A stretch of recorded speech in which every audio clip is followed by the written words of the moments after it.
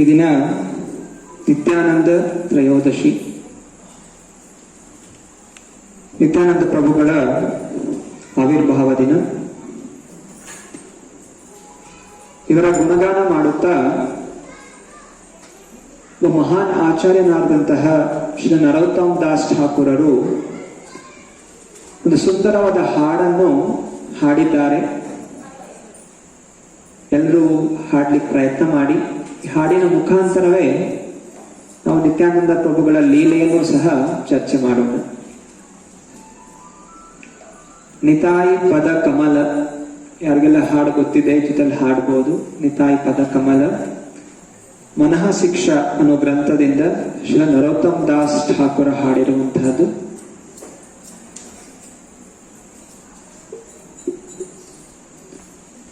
ನಿತಾಯಿ ಪದ ಕಮಲ ಕೋಟಿ ಚಂದ್ರ ಸುಶೀತಲ,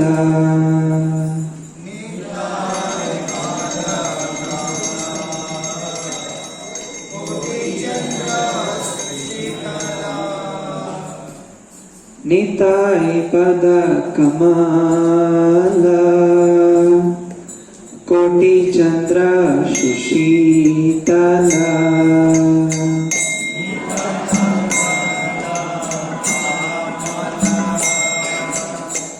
ಕೋಟಿ ಚಂದ್ರ ಸುಶೀತಲ, ಜೈ ಛಾಯೆ ಜಗತ್ ತುರಾಯ್,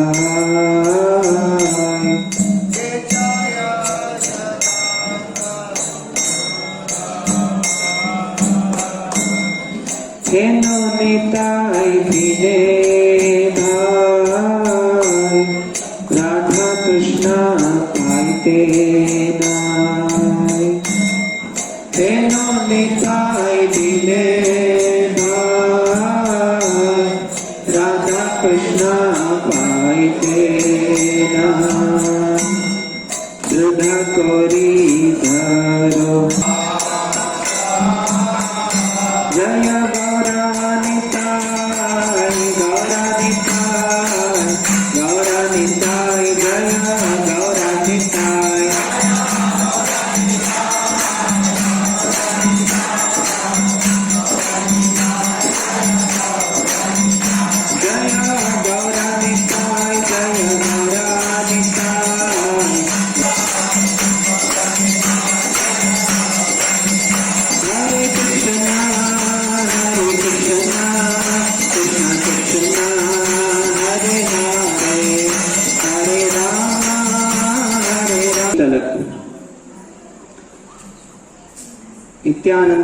ನಿತ್ಯಾನಂದನನ್ನು ನಿತಾಯ್ ಅಂತಲೂ ಕರೀತಾರೆ.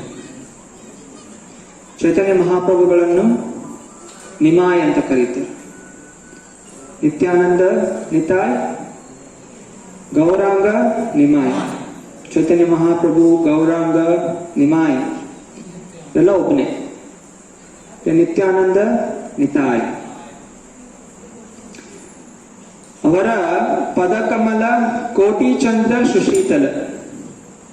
ಚಂದ್ರ ಬೆಳದಿಂಗಳ ಚಂದ್ರ, ಪೂರ್ಣ ಚಂದ್ರನ ಒಂದು ಬೆಳದಿಂಗಳು, ಅದರ ಬೆಳಕು ಯಾವಾಗ ನಾವು ನೋಡ್ತೀವಿ, ಏನೇ ರೀತಿಯ ಮನಸ್ಸಲ್ಲಿ ಆತಂಕ ಇರಲಿ, ಟೆನ್ಷನ್ ಇರಲಿ, ಆ ರಾತ್ರಿ ಹೊತ್ತು ಪೂರ್ಣ ಚಂದ್ರನ ನೋಡಿದ್ರೆ ನಮ್ಮ ಮನಸ್ಸು ತುಂಬಾ ಶಾಂತವಾಗುತ್ತೆ.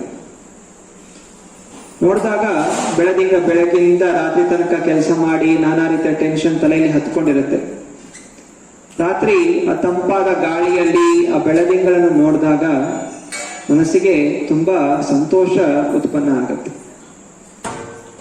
ಈ ನಿತ್ಯಾನಂದ ಪ್ರಭುಗಳನ್ನು ನೋಡಿದ್ರೆ ಅಂತಹ ಕೋಟಿ ಚಂದ್ರ ನೋಡಿದಾಗ ಎಷ್ಟು ಆನಂದ ಆಗತ್ತೆ, ಅಷ್ಟು ಆನಂದ ಸಿಗುತ್ತೆ ನಮ್ಗೆ ನಿತ್ಯಾನಂದ ಪ್ರಭುಗಳನ್ನು ನೋಡಿದಾಗ, ಅವರ ಚರಣ ಕಮಲಗಳನ್ನು ಪಡೆದಾಗ. ಜೈ ಛಾಯೆ ಜಗತ್ ಜುರಾಯ್. ನಿತ್ಯಾನಂದ ಪ್ರಭುಗಳ ಚರಣ ಕಮಲಗಳ ಆಶ್ರಯ ಬಿಟ್ರೆ ಬೇರೆ ಎಲ್ಲೂ ನಮ್ಗೆ ಸಂತೋಷ ಅನ್ನೋದು ಸಿಗೋದಿಲ್ಲ. हेनो निताय बिने भाई ರಾಧಾ ಕೃಷ್ಣ ಪಾಯ್ತೇನಾಯ್. ನಿತ್ಯಾನಂದ ಪ್ರಭುಗಳ ಕೃಪೆಯನ್ನು ಪಡೆಯದೆ ನಾವು ರಾಧಾಕೃಷ್ಣರನ್ನು ಪಡೆಯಲು ಸಾಧ್ಯ ಇಲ್ಲ. ದೃಢ ಕೋರಿ ಧರೋ ನಿತಾಯ್ ಪಾಯ್. ಆದ್ದರಿಂದ ಗಟ್ಟಿಯಾಗಿ ನಿತ್ಯಾನಂದ ಪ್ರಭುಗಳ ಚರಣ ಕಮಲಗಳನ್ನು ನಾವೆಲ್ಲ ಹಿಡ್ಕೋಬೇಕು. ಭಗವದ್ಗೀತೆಯಲ್ಲಿ ಕೃಷ್ಣ ಪರಮಾತ್ಮ ಹೇಳ್ತಾನೆ, ಪರಿತ್ರಾಣಾಯ ಸಾಧೂನಾಂ ವಿನಾಶಾಯ ಚ ದುಷ್ಕೃತಾಂ ಧರ್ಮ ಸಂಸ್ಥಾಪನಾರ್ಥಾಯ ಸಂಭವಾಮಿ ಯುಗೆ ಯುಗೆ. ಭಗವಂತ ಅನಂತ ರೂಪಗಳಿದೆ. ಜಗತ್ತಿಗೆ ಒಬ್ಬನೇ ಒಬ್ಬ ಪತಿ, ಜಗತ್ಪತಿ ಅವನು ಕೃಷ್ಣ. ನಾವೆಲ್ಲ ಇಲ್ಲಿ ತಾತ್ಕಾಲಿಕವಾಗಿ ನಮ್ಮ ದೇಹಗಳನ್ನು ನಾವು ಅಂತ ತಿಳ್ಕೊಳ್ತಾ ನಾವು ಯಾರನ್ನೆಲ್ಲೋ ಪತಿ ಅಂತ ನಾವು ಅಂದ್ಕೊಂಡಿದ್ದೀವಿ.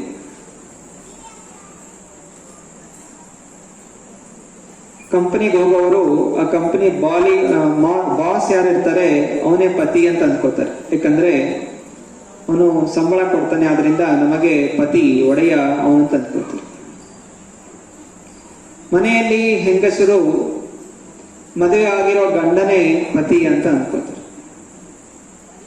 ಆದರೆ ಇದೆಲ್ಲವೂ ತಾತ್ಕಾಲಿಕವಾದಂತಹ ಪತಿ. ಯಾವಾಗ ಸಾಯ್ತೀವಿ ಯಾವ ಪತಿನೂ ಜೊತೆಗೆ ಬರೋದಿಲ್ಲ. ಹೆಂಡತಿ ಸತ್ತೋಗ್ಬಿಟ್ರೆ ಅದೇ ಪತಿ ಆದಷ್ಟು ಬೇಗ ಅದನ್ನು ತಗೊಂಡು ಹೋಗಿ ಸುಟ್ಟಾಕ್ಬಿಡೋದು ಅಥವಾ ಭೂಮಿಯೊಳಗೆ ಕೂತಾಕ್ಬಿಡ್ತಾರೆ. ಪತ್ನಿಯೂ ಸಹ ಪತಿ ಹೋದ್ರೆ ಅವಳೇ ಮನೇಲಿಟ್ಕೊಂಡು ಅದನ್ನು ಸೇವೆ ಮಾಡೋದಿಲ್ಲ.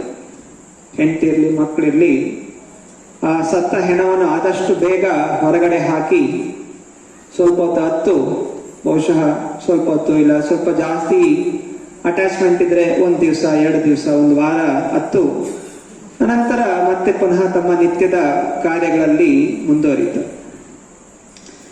ಆದ್ರಿಂದ ನಾವು ತಿಳ್ಕೋಬೇಕಾಗಿದೆ, ನಿಜವಾದಂತಹ ಪತಿ ಯಾರು ನಮ್ಮನ್ನು ಯಾವತ್ತೂ ಕೈ ಬಿಡೋದಿಲ್ಲ, ಅವನು ನಮ್ಮ ನಿಜವಾದಂತಹ ಪತಿ. ಅವನು ಶ್ರೀಪತಿ ಕೃಷ್ಣ. ಜೀವ ಎಲ್ಲಿ ತನಕ ಇರುತ್ತೆ ಅದ್ರ ಜೊತೆನೆ ಶ್ರೀಪತಿ ಭಗವಂತ ಕೃಷ್ಣ ಯಾವಾಗಲೂ ಜೊತೆ ಇರ್ತಾನೆ. ಈ ದೇಹದಲ್ಲಿ ಮುಂದಿನ ದೇಹಗಳಲ್ಲಿ ಪರಮಾತ್ಮನಾಗಿ ನಮ್ಮ ಎಲ್ಲಾ ರೀತಿಯ ಚಟುವಟಿಕೆಗಳನ್ನು ಗಮನಿಸ್ತಾ ನಮ್ಮನ್ನು ನಿರ್ದೇಶನ ಮಾಡಲಿಕ್ಕೆ, ತನ್ನ ಹತ್ರ ಕರ್ಕೊಳ್ಳಿಕ್ಕೆ ಎಲ್ಲಾ ರೀತಿಯ ಪ್ರಯತ್ನವನ್ನು ಶ್ರೀಪತಿ ಮಾಡ್ತಾ ಇರ್ತಾನೆ. ಅಂದ್ರೆ ನಾವು ಶ್ರೀಪತಿಯನ್ನು ನೋಡದೆ ನಾವು ತಾತ್ಕಾಲಿಕವಾದಂತಹ ಭೌತಿಕ ಪತಿಗಳನ್ನು ನೋಡ್ತಾ ಇದ್ದೀವಿ. ಆದ್ರಿಂದ ಅವರ ವಿರಹದಲ್ಲಿ ದುಃಖವನ್ನು ಅನುಭವಿಸ್ತಾ ಮತ್ತೆ ಮತ್ತೆ ಹುಟ್ಟು ಸಾವಿನ ಒಂದು ಚಕ್ರದಲ್ಲಿ ಸಿಕ್ಕಾಕೋತಾ ಇದೆ. ಆದ್ರಿಂದ ಈ ಎಲ್ಲ ಒಂದು ಚಕ್ರಗಳಿಗೆ ಅಂತ್ಯವನ್ನು ನಾವು ಪಡಿಬೇಕಾದ್ರೆ ನಾವು ಜಗದೊಡೆಯನಾದಂತಹ, ಜಗತ್ತಿಗೆ ಪತಿಯಾದಂತಹ ಕೃಷ್ಣನ ಚರಣಕಮಲಗಳನ್ನು ಪಡ್ಕೋಬೇಕು. ಆ ಕೃಷ್ಣನ ಚರಣಕಮಲಗಳನ್ನು ಪಡ್ಕೋಬೇಕು ಅಂತ ಹೇಳಿದ್ರೆ ನಮಗೆ ಅವನ ಪ್ರತಿನಿಧಿಯ ಚರಣಕಮಲಗಳ ಆಶ್ರಯವನ್ನು ಪಡ್ಕೋಬೇಕು. ಕೃಷ್ಣ ಸೇವೆಯನ್ನು ಸ್ವೀಕರಿಸುವಂತಹ ಭಗವಂತ. ಕೃಷ್ಣನ ಇನ್ನೊಂದು ರೂಪ ಬಲರಾಮ. ಬಲರಾಮನಿಗೂ ಕೃಷ್ಣನಿಗೂ ಒಂದೇ ಒಂದು ವ್ಯತ್ಯಾಸ, ಕೃಷ್ಣ ಸೇವೆಯನ್ನು ಸ್ವೀಕಾರ ಮಾಡ್ತಾನೆ, ಬಲರಾಮ ಸೇವೆಯನ್ನು ಅರ್ಪಿಸ್ತಾನೆ. ಭಗವಂತನ ಸೇವೆ ಮಾಡಬೇಕು ಅಂತ ಹೇಳಿದ್ರೆ ಯಾರೋ ಸಾಮಾನ್ಯವಾದಂಥ ಜೀವಿಗಳು ಮಾಡ್ಲಿಕ್ಕೆ ಸಾಧ್ಯ ಇಲ್ಲ.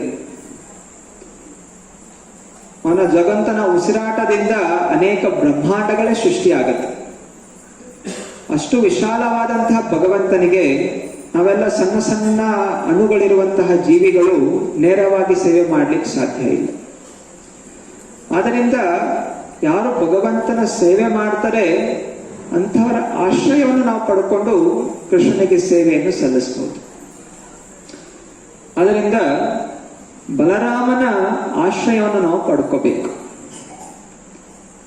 ಎಲ್ಲ ಜೀವಿಗಳಿಗೆ ಭಗವಂತ ಕೃಷ್ಣನ ರಾಧಾಕೃಷ್ಣ ಸೇವೆ ಮಾಡುವಂತಹ ಜ್ಞಾನ ಕೊಡುವಂತಹವನು ಬಲರಾಮ. ಆ ಬಲರಾಮನ ಒಂದು ರೂಪವೇ ನಿತ್ಯಾನಂದ. ಬೇರೆ ಬೇರೆ ಯುಗಗಳಲ್ಲಿ, ಸತ್ಯಯುಗದಲ್ಲಿ ನರಸಿಂಹ ಇದೆಲ್ಲ ಬಂದಾಗ ಅವರ ಜೊತೆಯಲ್ಲಿ ಅನಂತಶೇಷ ಅವತರಿಸ್ತಾರೆ. ಹಾಗೆಯೇ ತ್ರೇತಾಯುಗದಲ್ಲಿ ಶ್ರೀರಾಮಚಂದ್ರ ಅವತರಿಸಿರ್ಬೇಕಾದ್ರೆ ಲಕ್ಷ್ಮಣನಾಗಿ ಅವತರಿಸ್ತಾನೆ. ದ್ವಾಪರ ಯುಗದಲ್ಲಿ ಕೃಷ್ಣ ಅವತರಿಸಿರ್ಬೇಕಾದ್ರೆ ಅವನ ಸೇವೆಗೋಸ್ಕರ ಜೊತೆಯಲ್ಲಿ ಬಲರಾಮ ಅವತರಿಸ್ತಾನೆ. ಹಾಗೆ ಕಲಿಯುಗದಲ್ಲಿ ಕೃಷ್ಣ ಪರಮಾತ್ಮ ಚೈತನ್ಯ ಮಹಾಪ್ರಭುಗಳೇ ಅವತರಿಸಿರ್ಬೇಕಾದ್ರೆ ಅವರ ಸೇವೆಯಲ್ಲಿ ನಿತ್ಯಾನಂದ ಪ್ರಭುಗಳು ಜೊತೆಗೆ ಬರ್ತಾರೆ. ಬೇರೆ ಬೇರೆ ಯುಗಗಳಲ್ಲಿ ಭಗವಂತ ಶಂಖ, ಚಕ್ರ, ಗದಾ, ಪದ್ಮ ಹಿಡಿದು ಯಾರೆಲ್ಲ ಭಕ್ತರಿರ್ತಾರೆ, ದೇವತೆಗಳಿರ್ತಾರೆ, ಅವರು ರಕ್ಷಣೆ ಮಾಡ್ತಾ ಇದ್ದ. ಹಾಗೂ ಯಾರೆಲ್ಲ ದುಷ್ಟರಿದ್ರು, ಅಸುರರಿದ್ರು, ಅವ್ರನ್ನೆಲ್ಲ ತನ್ನ ಚಕ್ರ ಹಾಗೂ ಗದೆಯಿಂದ ಸಂಹಾರ ಮಾಡ್ತಾ ಇದ್ದ. ಕಲಿಯುಗದಲ್ಲಿ ಭಗವಂತ ಶಂಖ, ಚಕ್ರ, ಗದಾ, ಪದ್ಮ ಹಿಡಿದು ಬರಲಿಲ್ಲ. ಭಗವಂತ ನಮ್ಮ ಹಾಗೆಯೇ ಒಬ್ಬ ಸಾಧಾರಣವಾದಂತಹ ಮನುಷ್ಯನ ರೂಪದಲ್ಲಿ ಬಂದು ಎರಡೂ ಕೈಗಳನ್ನು ಮೇಲೆ ಎತ್ತುತ್ತಾ ಹರೇ ಕೃಷ್ಣ ಕೃಷ್ಣ ಕೃಷ್ಣ ಹರೇ ಹರೇ, ಹರೇ ರಾಮ ರಾಮ ರಾಮ ಹರೇ ಹರೇ ಎಂದು ಜಪಿಸಿದ್ರು. ಹಾಗೂ ಎಲ್ಲರಿಗೂ ಅವಕಾಶ ಕೊಟ್ಟರು. ನೀವು ಒಳ್ಳೆಯವರಿರಿ, ಕೆಟ್ಟವರಿರಿ, ಹಿಂದೆ ಏನೇ ಪಾಪಗಳು ಮಾಡಿರಿ, ಬ್ರಾಹ್ಮಣ ಇರಲಿ, ಕ್ಷತ್ರಿಯ ಇರಲಿ, ವೈಶ್ಯ ಇರಲಿ, ಶೂದ್ರ ಇರಲಿ, ಪುರುಷರಿರಲಿ, ಸ್ತ್ರೀಯರಿರಲಿ, ಯಾರೇ ಇರಲಿ, ನೀವು ಈ ಕ್ಷಣದಿಂದ ಹೇ ನಿತ್ಯಾನಂದ, ನಾನು ನಿನ್ನ ಸೇವಕ, ಇನ್ನು ಮುಂದೆ ನಾನು ನಿಮ್ಮ ಆದೇಶದ ಅನುಸಾರ ನಾವು ಭಕ್ತಿಯುತ ಜೀವನದಲ್ಲಿ ನಡೆಯುತ್ತೇನೆ ಎಂದು ನಾವು ಪ್ರಮಾಣ ಮಾಡಿ ಈ ಹರೇ ಕೃಷ್ಣ ಮಹಾಮಂತ್ರ ಜಪಿಸಿದ್ರೆ ನಿತ್ಯಾನಂದ ಪ್ರಭುಗಳು ನಮ್ಮ ಎಲ್ಲಾ ಪಾಪಗಳನ್ನು ನಾಶ ಮಾಡಿ ನಮ್ಮನ್ನು ವೈಕುಂಠ ಲೋಕಕ್ಕೆ ಕರೆದೊಯ್ಯಲಿಕ್ಕೆ ಒಂದು ಅವಕಾಶ ಕೊಡ್ತಾರೆ. ಆದ್ದರಿಂದ ಎಲ್ಲಾ ಅವತಾರಗಳಲ್ಲಿ ತುಂಬಾ ಕರುಣಾಮಯಿಯಾದಂತಹ ಅವತಾರಗಳು ಚೈತನ್ಯ ಮಹಾಪ್ರಭು ಹಾಗೂ ನಿತ್ಯಾನಂದ ಪ್ರಭು. ಈ ಅವತಾರದಲ್ಲಿ ಎಲ್ಲಾ ಪಾಪಿಗಳನ್ನು ಉದ್ಧರಿಸುವಂತ ಅವಕಾಶ ಅವರು ಕೊಡ್ತಾ ಇದ್ದಾರೆ. ಆದ್ದರಿಂದಲೇ ಈ ದಿನ ಈ ಹರೇ ಕೃಷ್ಣ ಮಹಾಮಂತ್ರ ವಿಶ್ವಾದ್ಯಂತ ಎಲ್ಲರೂ ಜಪಿಸ್ತಾ ಇದ್ದಾರೆ. ಅಮೆರಿಕ ತಗೊಳ್ಳಿ, ಜಪಾನ್ ತಗೊಳ್ಳಿ, ಕೊರಿಯಾ ತಗೊಳ್ಳಿ, ಪಾಕಿಸ್ತಾನ್ ತಗೊಳ್ಳಿ, ಅಥವಾ ಮುಸ್ಲಿಂ ದೇಶಗಳು ಗಲ್ಫ್ ಅಲ್ಲಿ ತಗೊಳ್ಳಿ, ಚೈನಾದಲ್ಲಿ ತಗೊಳ್ಳಿ, ಎಂತ ಪಾಪಿಗಳು, ಎಂತೆಂಥದನ್ನ ತಿನ್ನುವಂತಹ ಜನ, ಮದ್ಯಪಾನ ಮಾಡುವಂತಹ ಜನ, ಎಲ್ಲಾ ರೀತಿಯ ದುಷ್ಟ ಕಾರ್ಯಗಳನ್ನು ಮಾಡುವಂತಹ ಜನ, ಅವರು ಯಾವಾಗ ಈ ನಿತ್ಯಾನಂದ ಪ್ರಭುಗಳ, ಚೈತನ್ಯ ಮಹಾಪ್ರಭುಗಳ ಆಶ್ರಯವನ್ನು ಪಡ್ಕೊಂಡು ಹರೇ ಕೃಷ್ಣ ಮಹಾಮಂತ್ರ ಜಪಿಸ್ಲಿಕ್ಕೆ ಶುರು ಮಾಡಿದ್ರು, ಅವರು ಎಲ್ಲಾ ರೀತಿಯ ದುಷ್ಟ ಚಿಂತನೆಗಳನ್ನು, ಕಾರ್ಯಗಳನ್ನು ಬಿಟ್ಟು ಅತ್ಯಂತ ಪರಿಶುದ್ಧವಾದಂತಹ ಜೀವನವನ್ನು ಅವರು ಈ ದಿನ ನಡೆಸ್ತಾ ಇದ್ದಾರೆ. ಅದರಿಂದ ಇದು ಯಾವುದೇ ರೀತಿಯ ಸಾಧಾರಣವಾದಂತಹ ವ್ಯಕ್ತಿ ಅಥವಾ ಸಾಧಾರಣವಾದ ಮಂತ್ರದಿಂದ ಸಾಧ್ಯ ಆಗೋದಿಲ್ಲ. ಇದರಲ್ಲಿ ಭಗವಂತನ ಸಂಕಲ್ಪ ಇದ್ರೆ ಮಾತ್ರ, ಭಗವಂತನ ಶಕ್ತಿ ಇದ್ರೆ ಮಾತ್ರ ಇಂತಹ ದೊಡ್ಡ ಪರಿವರ್ತನೆ ಬರಲಿಕ್ಕೆ ಸಾಧ್ಯ. ಅದರಿಂದ ಗೌರಾಂಗ ನಿತ್ಯಾನಂದ ಕೇವಲ ಇಸ್ಕಾನ್ ಸಂಸ್ಥೆಯ ಒಂದು ಭಗವಂತ ಅಲ್ಲ, ಶಾಸ್ತ್ರಗಳ ಅನುಸಾರ ಹಾಗೂ ಈ ದಿನ ನಾವು ನೋಡ್ತಾ ಇರುವಂತಹ ಪರಿಣಾಮಗಳನ್ನು ನೋಡ್ತಾ ನಾವು ಸ್ವೀಕಾರ ಮಾಡಬೇಕು. ಚೈತನ್ಯ ಮಹಾಪ್ರಭು ಹಾಗೂ ನಿತ್ಯಾನಂದ ಪ್ರಭು ಸ್ವಯಂ ಕೃಷ್ಣ ಬಲರಾಮರೇ. ಅವರ ವಿವರಣೆಗಳನ್ನು ಚೈತನ್ಯ ಚರಿತಾಮೃತ ಅನ್ನುವಂತಹ ಗ್ರಂಥದಲ್ಲಿ ನೀಡಲಾಗಿದೆ. ಹೇಗೆ ಭಗವಂತ ಕೃಷ್ಣ ಪರಮಾತ್ಮ ಲೀಲೆಗಳನ್ನು ಶ್ರೀಮದ್ ಭಾಗವತ ಪುರಾಣದಲ್ಲಿ ಕೊಟ್ಟಿದ್ದಾರೋ, ಹಾಗೆಯೇ ಚೈತನ್ಯ ಮಹಾಪ್ರಭು ಹಾಗೂ ನಿತ್ಯಾನಂದ ಪ್ರಭುಗಳ ಲೀಲೆಗಳನ್ನು ಚೈತನ್ಯ ಚರಿತಾಮೃತ ಅನ್ನುವಂತಹ ದಿವ್ಯವಾದ ಗ್ರಂಥದಲ್ಲಿ ಸ್ವಯಂ ವೇದವ್ಯಾಸ ಅವತಾರದಂತಹ ವೃಂದಾವನ್ ದಾಸ್ ಠಾಕುರ, ಕೃಷ್ಣರಾಜ್ ಕವಿರಾಜ್ ಗೋಸ್ವಾಮಿ ಇವರೆಲ್ಲ ಗ್ರಂಥಗಳನ್ನು ಬರೆದು ನಮಗೆ ನೀಡಿದ್ದಾರೆ. 500 ವರ್ಷಗಳ ಹಿಂದೆ ಚೈತನ್ಯ ಮಹಾಪ್ರಭುಗಳು ಮಾಯಾಪುರ, ಇವತ್ತಿನ ಕೋಲ್ಕತ್ತಾ ಏನಿದೆ, ಅಲ್ಲಿಂದ ಒಂದು 100 ಕಿಲೋಮೀಟರ್ ದೂರದಲ್ಲಿ ಗಂಗಾ ನದಿಯ ಮಧ್ಯದಲ್ಲಿ 9 ದ್ವೀಪಗಳಿವೆ, ನವದ್ವೀಪ ಅಂತ ಕರೀತಾರೆ, ಅಲ್ಲಿ ಅವತರಿಸಿದ್ರು. ಭಗವಂತ ಅವತರಿಸ್ಬೇಕಾದ್ರೆ ಒಬ್ನೇ ಬರೋದಿಲ್ಲ, ಅವನ ಜೊತೆ ಅವನ ಅನೇಕ ಭಕ್ತಾದಿಗಳು ಅವನ ಸೇವೆಗೋಸ್ಕರ ಇಲ್ಲಿ ಪಾಲ್ಗೊಳ್ಳಿಕ್ಕೋಸ್ಕರ ಎಲ್ಲರೂ ಅವತರಿಸ್ತಾರೆ. ಅದರಿಂದ ಚೈತನ್ಯ ಮಹಾಪ್ರಭು ಅವತರಿಸ್ಲಿಕ್ಕಿಂತ 10 ವರ್ಷ ಮುಂಚೆನೆ ನಿತ್ಯಾನಂದ ಪ್ರಭು ಸ್ವಯಂ ಬಲರಾಮ ಅವತರಿಸ್ತಾರೆ ಏಕಚಕ್ರ ಅನ್ನುವಂತಹ ಊರಿನಲ್ಲಿ. ಇದು ಕೂಡ ಕಲ್ಕತ್ತಾದಿಂದ 100 ಕಿಲೋಮೀಟರ್ ದೂರದಲ್ಲಿದೆ. ನಂತರ ಈಗ ಮೊಬೈಲ್ ಇದೆ, ಸ್ಮಾರ್ಟ್ ಫೋನ್ ಇದೆ, ಅದರಲ್ಲಿ ಗೂಗಲ್ ಮ್ಯಾಪ್ಸ್ ಅಲ್ಲಿ ಸರ್ಚ್ ಮಾಡಿದ್ರೆ ನಿಮಗೆ ಏಕಚಕ್ರ ಅನ್ನುವಂತಹ ಊರು ಸಿಗುತ್ತೆ. ಏಕಚಕ್ರ ಊರು 500 ವರ್ಷಗಳ ಹಿಂದೆ ಒಂದು ದೊಡ್ಡ ಮರುಭೂಮಿ ತರ ಇತ್ತು. ಯಾವುದೇ ರೀತಿಯ ಗಿಡ ಮರ ಇದೆಲ್ಲ ಏನು ಬೆಳೀತಾ ಇರಲಿಲ್ಲ. ತುಂಬಾ ಬರದಾದಂತ ಪ್ರದೇಶ ಇತ್ತು. ಯಾಕಂತ ಹೇಳಿದ್ರೆ ಒಂದಾನೊಂದು ಸಮಯದಲ್ಲಿ ಅಲ್ಲೊಬ್ಬ ದೊಡ್ಡ ಅಸುರ ಇದ್ದ, ಬಕಾಸುರ. 5000 ವರ್ಷಗಳ ಹಿಂದೆ ದ್ವಾಪರ ಯುಗದಲ್ಲಿ ಭೀಮ ಅಲ್ಲಿ ಬಂದಿದ್ದ. ಎಲ್ಲ ಪಾಂಡವರು ಬಂದಿದ್ರು. ಪಾಂಡವರೆಲ್ಲ ವನವಾಸದಲ್ಲಿ ಇರ್ಬೇಕಾದ್ರೆ ಅವರು ಏಕಚಕ್ರ ಊರಿಗೆ ಬಂದಿದ್ರು. ಅಲ್ಲಿ ಒಬ್ಬ ಬಕಾಸುರ ಅಂತ ಮಹಾ ರಾಕ್ಷಸನಿದ್ದ. ಅದನ್ನು ಭೀಮ ಒಬ್ಬನೇ ಅವನು ಹೊಡೆದು ಸಂಹಾರ ಮಾಡಿರ್ತಾನೆ. ಗೊತ್ತಿದ್ಯಾ ಕತೆ? ನೋಡಿದ್ರ ಮಹಾಭಾರತ? ಯಾರಿಗೆಲ್ಲ ಗೊತ್ತಿಲ್ಲ ಕೈ ಎತ್ತಿ ಬಕಾಸುರನ ಕತೆ.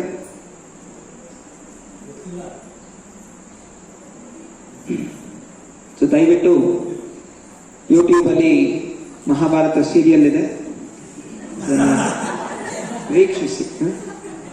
ಇದೆಲ್ಲ ನಾವು ಯೂಟ್ಯೂಬ್ ಅಲ್ಲಿ ಬೇರೆ ಬೇರೆ ಫಿಲಂ ಹಾಡುಗಳು ಎಲ್ಲ ಸರ್ಚ್ ಮಾಡ್ತೀವಿ. ಅಂದ್ರೆ ಇಂತಹ ಒಂದು ಆಧ್ಯಾತ್ಮಿಕವಾದಂತಹ ಒಂದು ಸೀರಿಯಲ್ಗಳನ್ನು ನಾವು ನೋಡಬೇಕಾಗಿದೆ. ದಯವಿಟ್ಟು ಅದನ್ನು ನೋಡಿದ್ರೆ ನಿಮಗೆ ಅದರ ವಿವರಣೆ ಸಿಗುತ್ತೆ.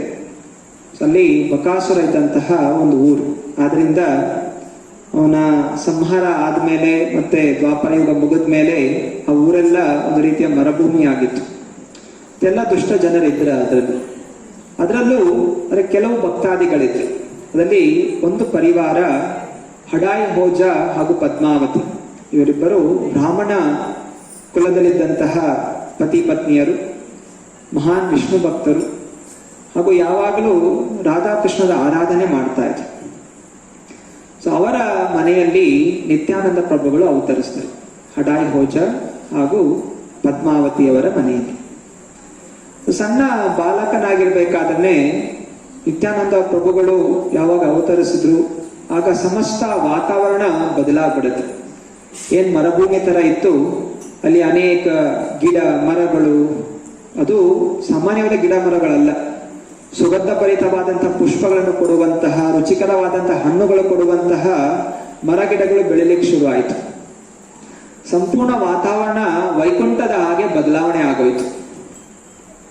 ಸಣ್ಣ ಬಾಲಕನಾದಂತಹ ನಿತ್ಯಾನಂದ ಪ್ರಭು ಅವನು ಬೆಳೀತಾ ಇದ್ದ ಹಾಗೆ ಅವನು ಮಕ್ಕಳ ಜೊತೆ ಆಟ ಆಡಲಿಕ್ಕೆ ಶುರು ಮಾಡ್ತಾ ಇದ್ದ.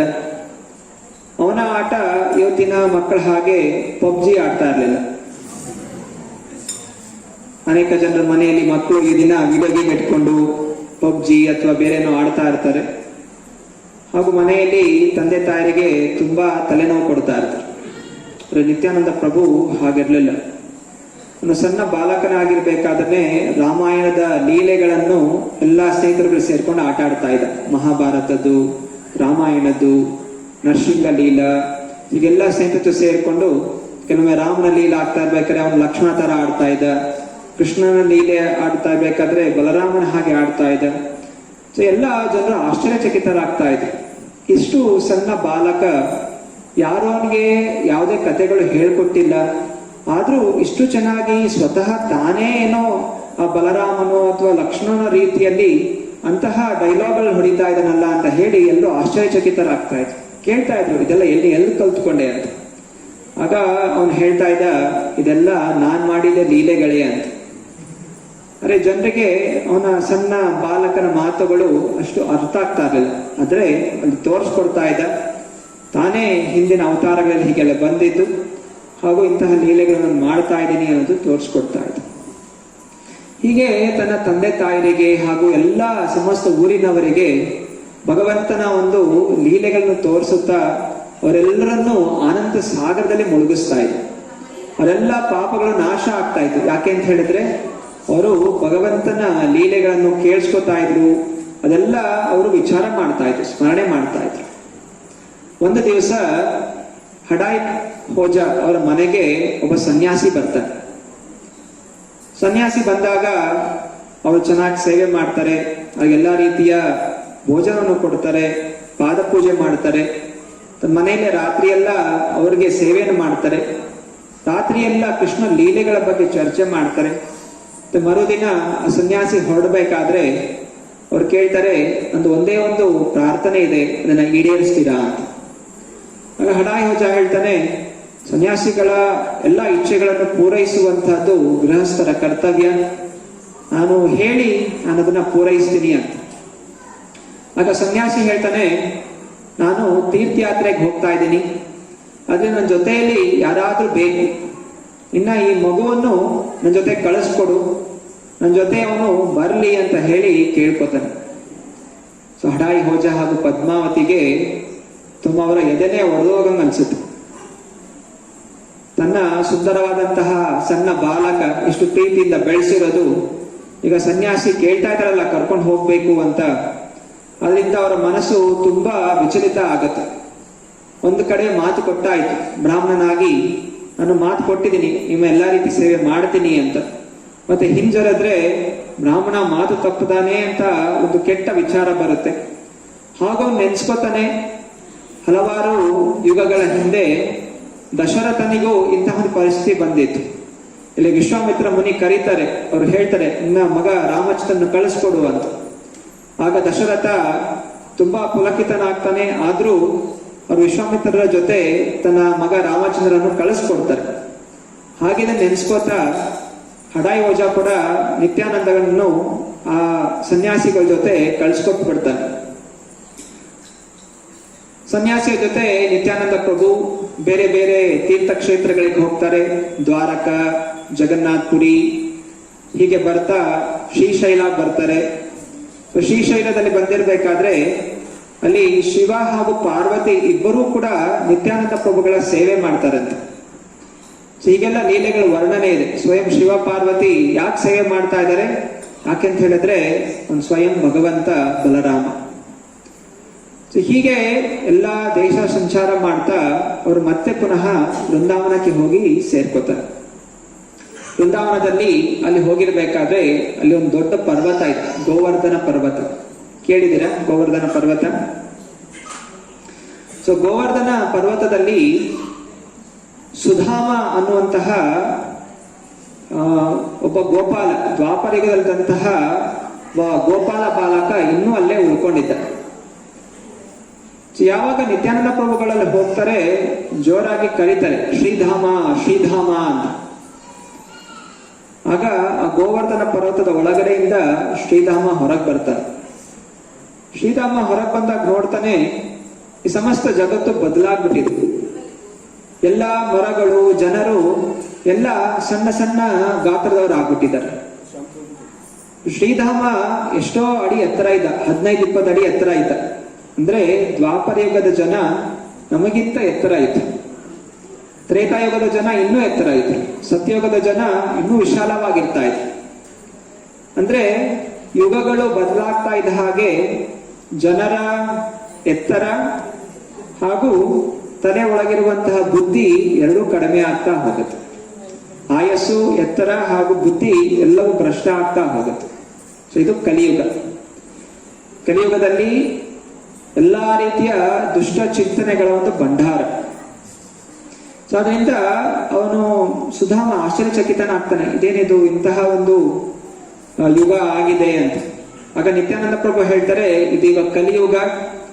ಆ ಬಲರಾಮ ನಾನೇ ಇವಾಗ ನಿತ್ಯಾನಂದ ಪ್ರಭುನಾಗ ಅವತರಿಸಿದ್ದೀನಿ, ಹಾಗೂ ನಾನಾ ರೀತಿಯ ಲೀಲೆಗಳನ್ನು ಮಾಡಬೇಕಾಗಿದೆ, ಆದ್ರಿಂದ ನೀನ್ ನನ್ನ ಜೊತೆ ಬಾ ಅಂತ ಕರೀತಾರೆ. ಆಗ ಶ್ರೀಧಾಮ ಹೇಳ್ತಾನೆ, ನಾನು ಹೇಗ್ ನಂಬೋದು ನೀನೇ ಬಲರಾಮ ಅಂತ? ಯಾಕಂದ್ರೆ ಬಲರಾಮ ನಾನು ಇಬ್ಬರು ರೇಸ್ ಮಾಡ್ತಾ ಇದ್ವಿ, ಓಡ್ತಾ ಇದ್ವಿ. ಆ ಓಟದ ರೇಸಲ್ಲಿ ಕೇವಲ ಬಲರಾಮ ಮಾತ್ರ ನನ್ನ ಸೋಲಿಸಬಹುದಾಗಿತ್ತು. ಆದ್ರಿಂದ ಇನ್ನು ನನ್ನ ಸೋಲ್ಸಿದ್ರೆ ನಾನು ಇನ್ ಬಲರಾಮ ಅಂತ ಸ್ವೀಕಾರ ಮಾಡ್ತೀನಿ ಅಂತ ಹೇಳ್ತು. ಸರಿ ಅಂತ ಹೇಳಿ ಇಬ್ರು ರೇಸ್ ಹೊಡಿತಾರೆ. ಯಾರೆಲ್ಲ? ಬಲರಾಮ, ಶ್ರೀಧಾಮ. ಬಲರಾಮ ನಿತ್ಯಾನಂದ ಪ್ರಭುಗಳಾಗಿದ್ದಾರೆ. ಸಣ್ಣ ಎತ್ತರ ಗಾತ್ರದಲ್ಲಿದ್ದಾರೆ, ಅಂದ್ರೆ ಅವ್ನು ಶ್ರೀಧಾಮ ಇನ್ನೂ ಎತ್ತರದಲ್ಲೇ ಇದ್ದಾರೆ. ಸೊ ಇಬ್ರು ರೇಸ್ ಮಾಡ್ತಾರೆ. ಯಾವುದು? ಗೋವರ್ಧನ ಪರ್ವತ ಸುತ್ತ ನೋಡಿದ್ರ ಗೋವರ್ಧನ ಪರ್ವತ? ಎಲ್ಲ ವೃಂದಾವನ ಯಾತ್ರೆ ಬಂದಿದ್ರು, ಸುಮಾರು 30 ಮೈಲಿ ಅದರ ಒಂದು ಪರಿಕ್ರಮ ಮಾಡುವಂತಹ ಒಂದು ಜಾಗ ಇದೆ. ಸೊ 30 ಮೈಲಿ 3 ಸಲ ಸುತ್ತುತ್ತಾರೆ. 3 ಸಲ ಸುತ್ತಿದಾಗ 3ನೇ ಒಂದು ಇದರಲ್ಲಿ ಬಲರಾಮ ನಿತ್ಯಾನಂದ ಮುಂದೆ ಹೋಗ್ಬಿಡ್ತಾರೆ, ಮತ್ತೆ ಅವರೇ ಆ ರೇಸಲ್ಲಿ ಗೆಲ್ತಾರೆ.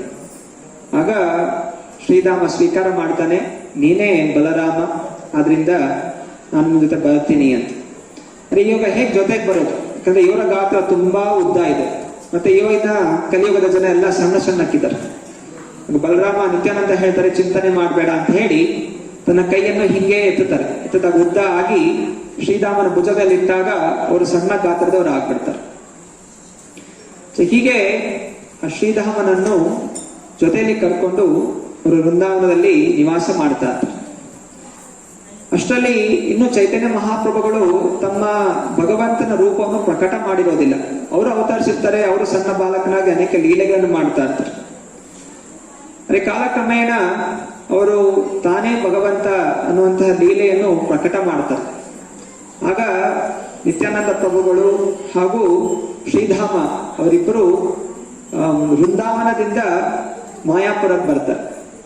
ಸೊ ಮಾಯಾಪುರಕ್ಕೆ ಬಂದಾಗ ಚೈತನ್ಯ ಮಹಾಪ್ರಭು ಹಾಗೂ ನಿತ್ಯಾನಂದ ಪ್ರಭುಗಳ ಮಿಲನವಾಗುತ್ತೆ. ಸೊ ಎಲ್ಲರೂ ನೋಡಿ ಆಶ್ಚರ್ಯಚಕಿತರಾಗ್ತಾರೆ. ನೋಡ್ಲಿಕ್ಕೆ ಇಬ್ರು ಒಂದೇ ತರ ಇದ್ದಾರೆ.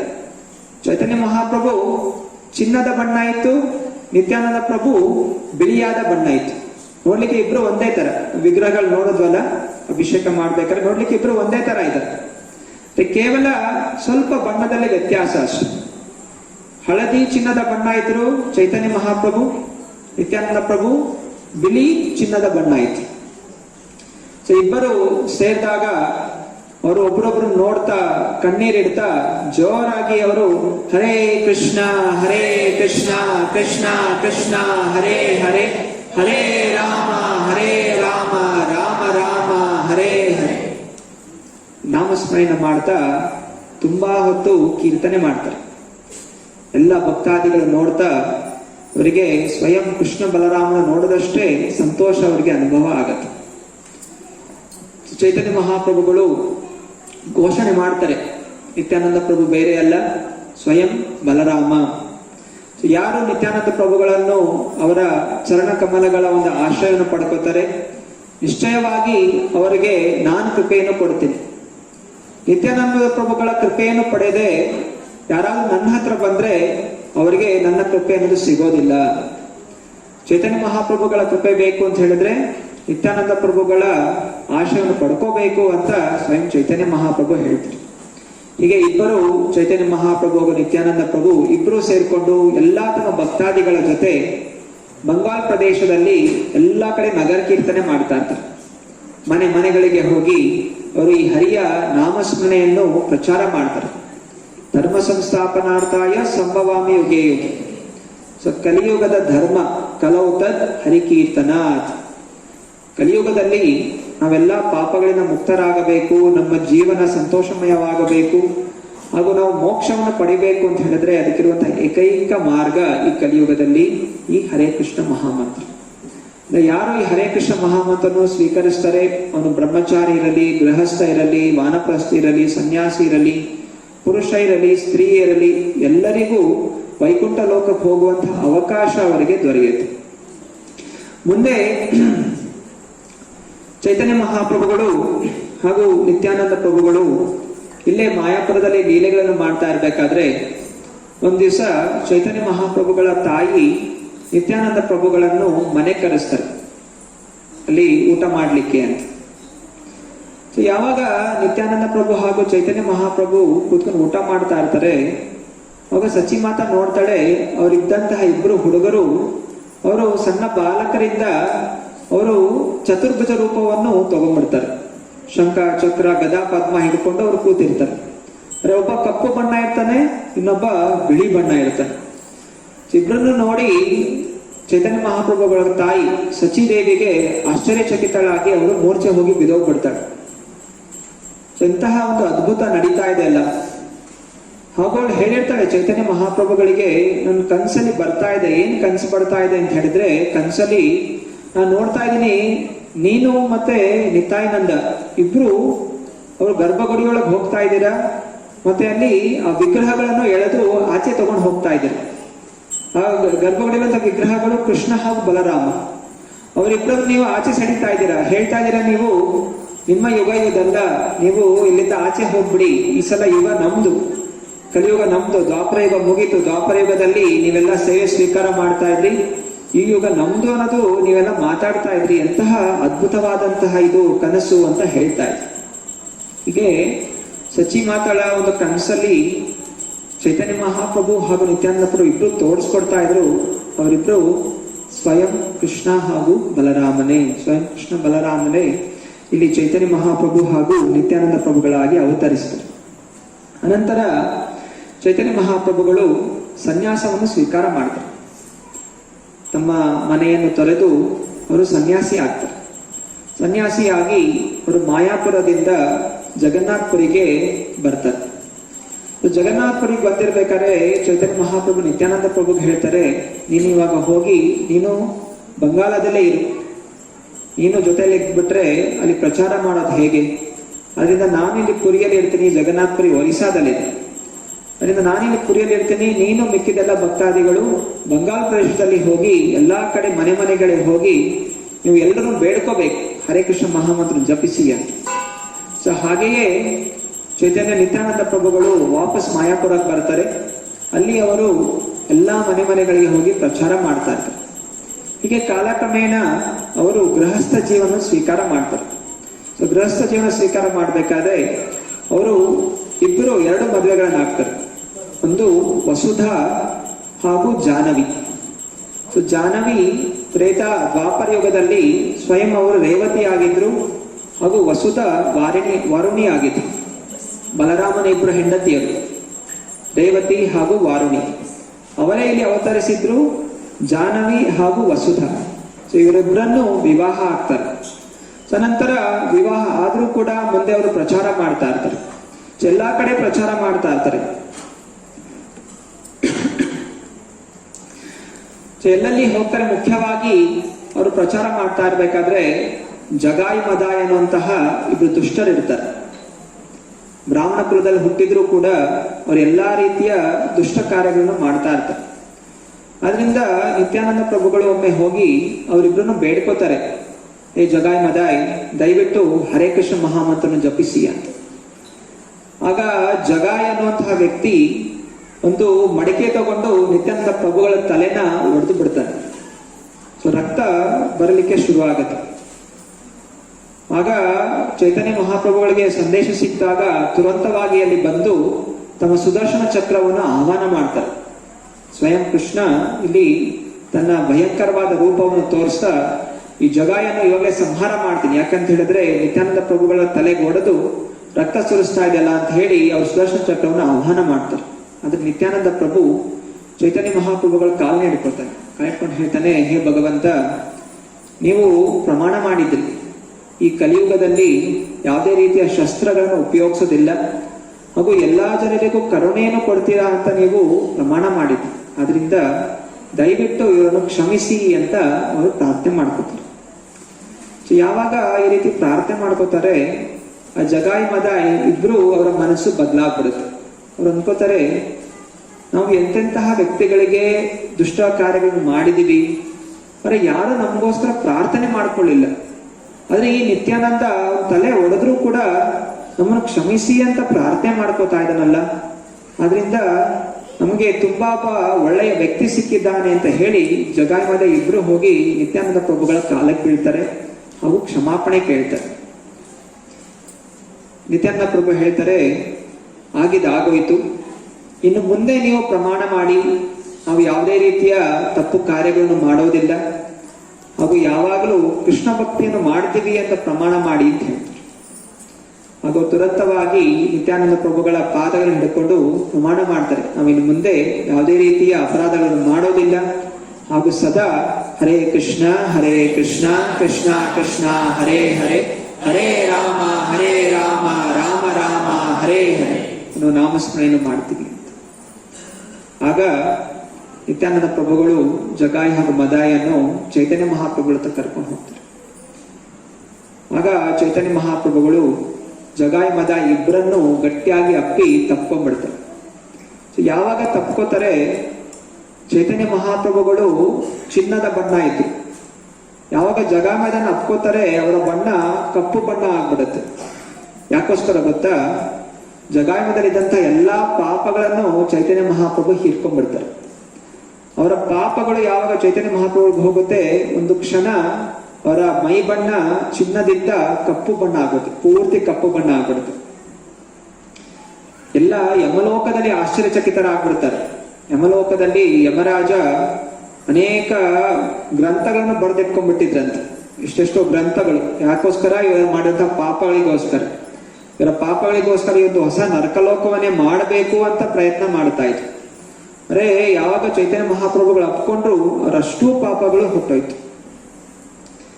ಹೀಗೆ ಜಗಾಯಿ ಮದಾಯಂತಹ ಮಹಾಪಾಪಿಗಳು ಅವರು ನಿತ್ಯಾನಂದ ಪ್ರಭುಗಳ ಕೃಪೆಯಿಂದ ಅವರು ಪರಿಶುದ್ಧ ಭಕ್ತರಾದರು. ಜಗದಾನಂದ ಮತ್ತು ಮಾಧವಾನಂದ ಅಂತ ಅವರಿಗೆ ಹೊಸ ನಾಮಕರಣ ಮಾಡಿ ಅವರು ಚೈತನ್ಯ ಮಹಾಪ್ರಭುಗಳ ಒಂದು ಆಶ್ರಯವನ್ನು ಪಡ್ಕೊಂಡು ಅವರು ಎಲ್ಲಾ ಕಡೆ ಕೃಷ್ಣ ಭಕ್ತಿಯನ್ನು ಪ್ರಚಾರ ಮಾಡ್ಲಿಕ್ಕೆ ಶುರು ಮಾಡಿದ್ರು. ಹೀಗೆ ಕಲಿಯುಗದಲ್ಲಿ ಭಗವಂತನ ಅವತಾರ ಭಕ್ತಿಯ ಪ್ರಚಾರವನ್ನು ಮಾಡೋದಾಗಿದೆ.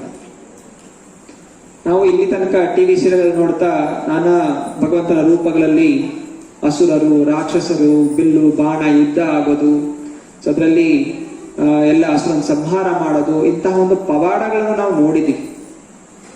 ಅಂದ್ರೆ ಇಲ್ಲಿ ಚೈತನ್ಯ ಮಹಾಪ್ರಭುಗಳಲ್ಲಿ ಇರುವಂತಹ ಪವಾಡ ಏನು ಅಂತ ಹೇಳಿದ್ರೆ, ನಮ್ಮನ್ನು ಈ ಸಂಸಾರದ ಒಂದು ಬಂಧನದಿಂದ ಮುಕ್ತ ಮಾಡುವಂತಹ ಒಂದು ಅವಕಾಶ ನಮಗೆ ಕೊಡ್ತಾ ಇದ್ದಾರೆ.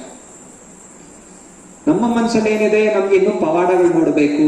ಏನ್ ಪವಾಡಗಳು ನೋಡಬೇಕು? ನನ್ನ ಎಲ್ಲ ಕಷ್ಟಗಳು ಹೋಗ್ಬೇಕು, ನನಗೆ ಇನ್ನೂ ಐಶ್ವರ್ಯ ಸಿಗಬೇಕು, ನನಗೆ ದೊಡ್ಡ ಅರಮನೆ ಬೇಕು, ನಾನು ಬೇರೆ ಬೇರೆ ಲೋಕಗಳಿಗೆ ಹಾರಾಡಬೇಕು, ಅಪ್ಸರೆಗಳ ಜೊತೆ ನಾನು ನೃತ್ಯ ಮಾಡಬೇಕು. ಸೊ ಹೀಗೆಲ್ಲ ಆಸೆಗಳು ಏನಿದೆ ನಮ್ಮ ಮನಸ್ಸಲ್ಲಿ, ಹೀಗೆಲ್ಲ ಅಧಿಕವಾಗಿ ಇಂದ್ರಿಯಗಳನ್ನು ಭೋಗಿಸ್ಬೇಕು ಅನ್ನೋಂತಹ ಆಸೆ. ಆದ್ರೆ ನಾವು ನೋಡ್ಬೋದು, ಇಂತಹ ಇಂದ್ರಿಯ ಭೋಗಿಸ್ಬೇಕು ಅಂತ ಇರೋ ಆಸೆ ಇರುವಂತಹ ವ್ಯಕ್ತಿಗಳು ರಾವಣ, ಹಿರಣ್ಯಕಶಿಪು, ಹಿರಣ್ಯಾಕ್ಷ ಇವರೆಲ್ಲ ಸಂಹಾರರಾದ್ರು. ಯಾರು ಇಂದ್ರಿಯ ಭೋಗಿಸ್ತಾ ಸದಾ ಸುಖಿಯಾಗಿರ್ಲಿಕ್ಕೆ ಸಾಧ್ಯನೇ ಇಲ್ಲ. ನಿಜವಾಗಿ ನಾವು ಸುಖಿಯಾಗಿರಬೇಕು ಅಂತ ಹೇಳಿದ್ರೆ ನಾವು ನಮ್ಮ ನಿಜವಾದಂತಹ ಅಸ್ತಿತ್ವಕ್ಕೆ ಹೋಗಬೇಕು. ನಮ್ಮ ನಿಜವಾದಂತಹ ಅಸ್ತಿತ್ವ ಏನು? ನಾವು ಕೃಷ್ಣನ ಸೇವಕರು. ಜೀವೇರ ಸ್ವರೂಪ ಹೋಯ್ ನಿತ್ಯ ಕೃಷ್ಣದಾಸ್. ಜೀವದ ಸ್ವರೂಪ, ನಮ್ಮ ಅಸಲಿ ಸ್ವರೂಪ ಏನು? ನಾವು ಯಾವಾಗಲೂ ಭಗವಂತನ ಸಂಘದಲ್ಲಿರುವಂಥದ್ದು, ಭಗವಂತನ ಸೇವೆಯಲ್ಲಿರುವಂಥದ್ದು. ಸೊ ನೀವೆಲ್ಲ ನೋಡ್ತಾ ಇದ್ರೆ ಇಲ್ಲಿ ಚಾರ್ಟ್ಗಳು ಕಾಣ್ತಾ ಇದೆ. ಇಲ್ಲ ನೋಡಿದ್ರೆ ಹೇಗೆ ಭಕ್ತಾದಿಗಳಿದ್ದಾರೆ, ನೃತ್ಯ ಮಾಡ್ತಾ ಇದ್ದಾರೆ, ಆನಂದಮಯವಾಗಿದ್ದಾರೆ. ಇದು ಆನಂದ. ಆನಂದ ಯಾವಾಗ ಭಗವಂತನ ಜೊತೆ, ಭಗವಂತನ ಸಂಘದಲ್ಲಿ ಆಟ ಆಡೋದು, ಅವನ ಜೊತೆ ಓಡಾಡೋದು, ಅವನ ಜೊತೆ ಮಾತಾಡೋದು, ಅವನ ಸೇವೆ ಮಾಡೋದು, ಇದು ಆನಂದ. ಸೊ ಚೈತನ್ಯ ಮಹಾಪ್ರಭುಗಳು ಇದ್ದಾಗ್ಲೂ ಈ ರೀತಿ ಆನಂದ ಪ್ರಕಟ ಮಾಡ್ತಾ ಇದ್ರು. ಕೃಷ್ಣನ ಬಾಲನಾಮ ಬಂದಿರಬೇಕಾದ್ರೂ ಅವ್ರ ಜೊತೆ ಅನೇಕ ಗೋಪಾಲ ಬಾಲಕರು, ಗೋಪಿಕಾ ಸ್ತ್ರೀಯರು ಎಲ್ಲ ಆನಂದವನ್ನು ಪಡಿತಾ ಇದ್ರು. ಹೇಗೆ ನಾವಿಲ್ಲಿ ಎಲ್ಲ ಸಂಬಂಧಗಳನ್ನು ಬೆಳೆಸ್ಕೊಂಡಿದ್ದೀವಿ, ಆ ಸಂಬಂಧಗಳನ್ನು ನಾವು ಭಗವಂತನ ಜೊತೆ ಬೆಳೆಸ್ಕೋಬೇಕು. ಇಷ್ಟೇ ನಾವು ಮಾಡಬೇಕಾಗಿರೋದು. ಭಗವದ್ಗೀತೆಯಲ್ಲಿ 15ನೇ ಅಧ್ಯಾಯ ಇದೆ, ಪುರುಷೋತ್ತಮ ಯೋಗ ಅಂತ. ಅಲ್ಲಿ ಹೇಳಲಾಗಿದೆ, ಓದೋ ಮೂಲ ಮಥಾಶಾಕು. ಈ ಜಗತ್ತು ಯಾವ ರೀತಿ ಒಂದು ಮರ ತಿರುಗಿಸಿದ ಹಾಗೆ, ಮರದ ಬೇರುಗಳು ಮೇಲಿದೆ ಹಾಗೂ ಅದರ ಮೇಲ್ಭಾಗ ಕೆಳಗಿದೆ. ಅಂದರೆ ಈ ಜಗತ್ತು ಆಧ್ಯಾತ್ಮಿಕ ಜಗತ್ತಿನ ಒಂದು ಪ್ರತಿಬಿಂಬ. ಹೇಗೆ ಒಂದು ನೀರಿನ ದಡದಲ್ಲಿ ಮರವನ್ನು ನೋಡಿದಾಗ ಅದರ ಪ್ರತಿಬಿಂಬದಲ್ಲಿ ಬುಡಗಳ ಮೇಲಿರುತ್ತೆ ಹಾಗೂ ಮೇಲ್ಭಾಗ ಕೆಳಗಿರುತ್ತೆ. ಸೊ ಒಂದು ಮಾವಿನ ಮರ ಪ್ರತಿಬಿಂಬಕ್ಕೆ ನೋಡಿದಾಗ ಮಾವಿನ ಹಣ್ಣು ಪ್ರತಿಬಿಂಬದಲ್ಲೂ ಕಾಣುತ್ತೆ. ಹಾಗಂತ ನಾವು ಪ್ರತಿಬಿಂಬದಲ್ಲಿ ನೀರೊಳಗೆ ಮುಳುಗ್ಬಿಟ್ಟು ಮಾವಿನ ಹಣ್ಣನ್ನು ತೆಗಿಲಿಕ್ಕೆ ಹೋದ್ರೆ ನಮ್ಗೆ ಮಾವಿನ ಹಣ್ಣು ಸಿಗೋದಿಲ್ಲ. ಹಾಗೆಯೇ ಈ ಎಲ್ಲ ಸಂಬಂಧಗಳು ನಾವೇನೆಲ್ಲ ಕಾಣ್ತಾ ಇದ್ದೀವಿ, ಗಂಡ ಹೆಂಡತಿ, ಮಕ್ಕಳು, ಅಪ್ಪ ಮಗ, ಸ್ನೇಹಿತರು, ಇದೆಲ್ಲ ಪ್ರತಿಬಿಂಬ.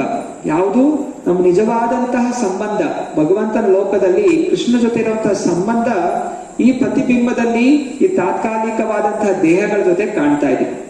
ನಾವು ಎಷ್ಟು ಇಲ್ಲಿ ಪ್ರಯತ್ನ ಮಾಡಿದ್ರು ನಮ್ಗೆ ಇಲ್ಲಿ ಸಂತೋಷ ಸಿಗೋದಿಲ್ಲ. ಯಾಕೆಂತ ಹೇಳಿದ್ರೆ ಒಂದ್ ದಿವಸ ಈ ದೇಹ ನಾಶ ಆಗುತ್ತೆ, ನಮ್ಮ ಎಲ್ಲಾ ಸಂಬಂಧಗಳು ನಾಶ ಆಗುತ್ತೆ. ಆದ್ರಿಂದ ಯಾವ ವ್ಯಕ್ತಿ ಇದನ್ನೆಲ್ಲ ಕೂಲಂಕಷವಾಗಿ ಗಮನಿಸಿ ಎಲ್ಲ ಸಂಬಂಧಗಳು ನಶ್ವರ, ತಾತ್ಕಾಲಿಕ, ಅಸತೋಮ ಸದ್ಗಮಃ, ತಮಸೀಮ ಜ್ಯೋತಿರ್ಗಮಃ, ಋತೋಮ ಅಮೃತಂಗಮಃ. ಈ ಶ್ಲೋಕದ ಅರ್ಥವನ್ನು ತಿಳ್ಕೊತಾರೆ. ಈ ಜಗತ್ ಅಸತ್, ಇದರಲ್ಲಿ ಅಂಧಕಾರ ಹಾಗೂ ಇದರಲ್ಲಿ ಮೃತ್ಯು ಇದೆ. ಈ ಲೋಕದಿಂದ ನಾವು ಬೆಳಕಿರುವಂತಹ, ಶಾಶ್ವತವಾಗಿರುವಂತಹ, ಅಮೃತವಾಗಿರುವಂತಹ ಭಗವಂತನ ಲೋಕಕ್ಕೆ ಹೋಗಬೇಕು ಅನ್ನೋದು ಯಾರು ತಿಳ್ಕೊತಾರೆ ಅವರೇ ನಿಜವಾದಂತಹ ಬುದ್ಧಿವಂತರು. ಆ ಬುದ್ಧಿವಂತರಿಗೆ ಇರುವಂತಹ ಮಾರ್ಗ ಈ ಹರಿಯ ನಾಮಸ್ಮರಣೆ. ಹರೇ ಕೃಷ್ಣ ಕೃಷ್ಣ ಕೃಷ್ಣ ಹರೇ ಹರೇ, ಹರೇ ರಾಮ ರಾಮ ರಾಮ ಹರೇ ಹರೇ. ಭಗವದ್ಗೀತೆಯಲ್ಲಿ ಕೃಷ್ಣ ಪರಮಾತ್ಮ ಹೇಳ್ತಾನೆ, ಬಹುನಾಂ ಜನ್ಮಾನಾಮಂತೆ ಜ್ಞಾನವಾನ್ ಮಾಂ ಪ್ರಪದ್ಯತೆ ವಾಸುದೇವ ಸರ್ವಮಿತಿ ಸ ಮಹಾತ್ಮ ಸುದುರ್ಲಭ. ಅನೇಕ ಜನ್ಮಗಳ ನಂತರ ಕೆಲವು ಬುದ್ಧಿವಂತ ಜನರು ಮಾತ್ರ ವಾಸುದೇವ ಕೃಷ್ಣನೇ ಎಲ್ಲವೂ ಅಂತ ತಿಳ್ಕೊತಾರೆ. ಸೊ ಆ ಜ್ಞಾನ ಬಂದಿರೋರು ಭಗವಂತನ ಲೋಕಕ್ಕೆ ಹೋಗ್ಲಿಕ್ಕೆ ತಯಾರಾಗ್ತಾರೆ. ಅಂದ್ರೆ ಭಗವಂತನ ಲೋಕಕ್ಕೆ ಹೋಗ್ಬೇಕು ಅಂತ ಹೇಳಿದ್ರೆ ಕೃಷ್ಣನೇ ಭಗವಂತ, ಕೃಷ್ಣನೇ ಜಗದೊಡೆಯ ಅಂತ ಸ್ವೀಕಾರ ಮಾಡಬೇಕು. ಸೊ ಅಂತಹ ಮಹಾತ್ಮರು ನಾವು ಆಗ್ಬೇಕು. ಮಹಾತ್ಮ ಸುದುರ್ಲಭ, ತುಂಬಾ ಕಡಿಮೆ. ಆದ್ರಿಂದ ನಾವು ಯಾರ ಜೊತೆ ಇರಬೇಕು? ಮಹಾತ್ಮರ ಸಂಘದಲ್ಲಿ ಇರಬೇಕಾ ಅಥವಾ ವಿಶಾಲವಾಗಿರುವಂತಹ ಈ ಮಾಯಾಲೋಕದ ಜನ ಜೊತೆ ಇರಬೇಕಾ ಅನ್ನೋ ನಿಶ್ಚಯ ಮಾಡೋದು ನಿಮ್ ಕೈಯಲ್ಲಿದೆ ಅಲ್ವಾ? ಇದನ್ನ ನಿತ್ಯಾನಂದ ಪ್ರಭುಗಳ ಒಂದು ಆವಿರ್ಭಾವ ದಿನದಂದು ಎಷ್ಟು ಜನ ಬಂದು ಸೇರಿದ್ದೀರ? ರಾಯಚೂರಲ್ಲಿ ಎಷ್ಟು ಪಾಪ್ಯುಲೇಷನ್ ಇದೆ? ಎಷ್ಟು ಜನಸಂಖ್ಯೆ ಇದೆ? ಎಷ್ಟಿದೆ? 5 lakhs. 5 lakhs ಅಲ್ಲಿ ಇವಾಗ ಎಷ್ಟು ಜನ ಇದ್ದೀರ?